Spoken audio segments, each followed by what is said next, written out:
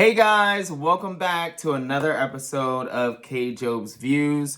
As always, before we get started, please like, comment, subscribe, share, tell a friend to tell a friend about me, and let's make this as fun and interactive as possible. Today I wanted to do what I said I was going to do. You see, I'm emphasizing the poster behind me, just a boy who loves books. So I wanted to talk about a book I actually read recently, part of a book club. I'm in this book club that does words to screen. So we're reading books that are either have already been put on screen or are going to screen. The book we recently read in, I think January it was by John Preston, The Dig. It was written in 2007, again by John Preston. It's a novel. It's set in the 1930s. In the backdrop, I believe the World War II is about to start. And basically this widow, Edith Pretty, she wants to do an excavation in her estate, on her estate. And she hires this guy, Basil Brown, to do the dig. And Basil Brown's on loan to her. And please get used to language like on loan in reading this book. He's on loan to her from the local museum, the name of which I can't recall at the time. This is up in Suffolk, England. So Basil starts excavating. In the course of excavating these mounds, is basically these huge mounds in her estate that she once cleared out and flattened. And in the course of excavation, he comes across a precious, not precious, a pretty important archaeological find. And the dig becomes much larger than Edith Pretty had set out for it to be. And Basil Brown kind of gets replaced by a bigger museum's excavator and their team. If that synopsis did not entice you, this book is probably not for you.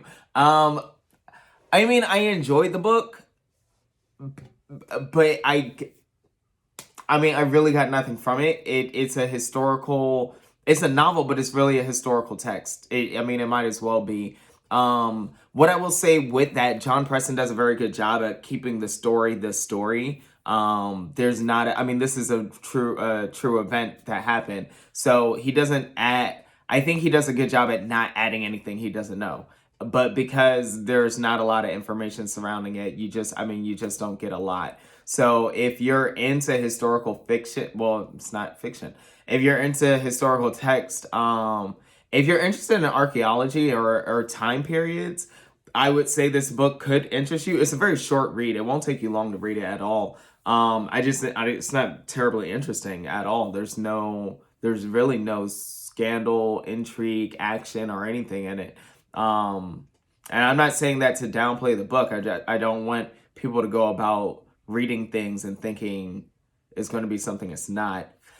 With that said, The Dig then became a movie on Netflix, which was released in February, I believe, 2021. The movie stars, what's my guy's name? Ralph Fiennes, Carey Mulligan, Lily James. The movie is pretty true to the book, so I also didn't really like the movie. The director of the movie was Simon Stone. He did definitely take some liberties and add some, I guess, juicier details that weren't in the book, I guess, to make the movie better. And it's still, what I would say for the movie is that Carey Mulligan and Ralph Fiennes, I think, do amazing jobs playing Basil Brown and Edith Pretty, respectively. So, and the movie was good at me being able to actually see what the archaeological dig looked like, which I think in the book, you can't really, I'll say this. I don't have a lot of imagination, which is why I love fiction, like all the books you see around me. So maybe I just personally couldn't picture it, but in watching the movie, I was able to, that was really cool. And even my girlfriend was watching it with me, and she too was impressed by being able to see the dig. And the spoiler alert, what they find is a ship from the, I believe, the Dark Ages or Anglo-Saxon period. And we get to actually see what it looks like for a ship to be buried in the ground, which is really cool in itself. So the book and the movie both, I think you'll learn something. I definitely learned something. It's really cool to see the visuals. It's really cool to get a story as well with the book, especially more so with the book. It's really cool to read a story set in the backdrop of a world war that isn't about the world war. Like, there's just things going on in the background that keeps reminding you that there's a war about to start. And they do a fairly good job of that in the movie as well. Like I said, there's just not a lot of scandal or intrigue. The director does add some things to the movie to, I think, make it a little bit more salacious. But again, this is centered on a dig.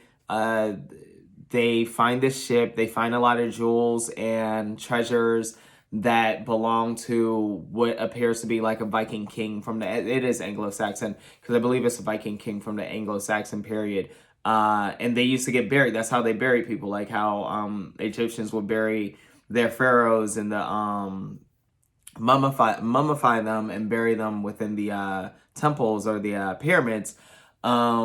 The Viking kings, apparently, or Nordic kings, Old English kings, however you want to call them, they would get buried in their ships with these treasures, and they'd apparently bury. Well, I don't know if it was so much that they buried the ship in concrete land, or if they took the ship out to a part that was shore at the time, buried it there along the shoreline, and then, of course, as the world grows and changes, it then becomes inland more so.